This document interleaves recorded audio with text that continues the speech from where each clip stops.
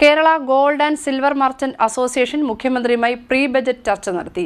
Pre budget നിർദ്ദേശങ്ങൾ പരിഗണിക്കാമെന്ന് മുഖ്യമന്ത്രി ഉറപ്പു നൽകിയതായി association general secretary advocate S Abdul Nasar അറിയിച്ചു. Kerala gold and silver merchants association മുഖ്യമന്ത്രിയുമായി പ്രീ ബജറ്റ് ചർച്ച സംഘടിപ്പിച്ചു.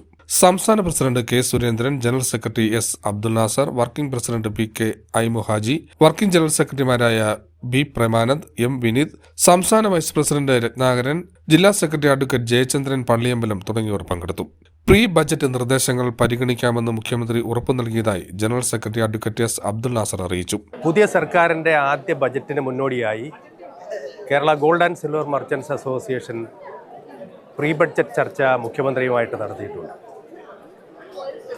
സ്വർണ്ണ വ്യാപാര മേഖലയിലെ നിർദ്ദേശങ്ങൾ സർക്കാർ മുമ്പാകെ, പുതിയ ധനമന്ത്രി മുമ്പാകെ ഞങ്ങൾ സമർപ്പിച്ചിട്ടുണ്ട്.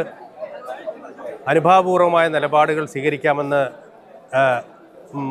ഞങ്ങളുടെ നിവേദനം പരിശോധിക്കാമെന്ന് മുഖ്യമന്ത്രി ഉറപ്പ് നൽകിയിട്ടുണ്ട്.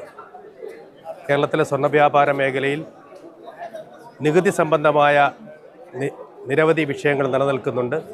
GST വരുന്നതിന് മുമ്പുള്ള വാറ്റ് കുടിശ്ശിക എഴുതിത്തള്ളണമെന്ന് നമ്മൾ ആവശ്യപ്പെട്ടിട്ടുണ്ട്.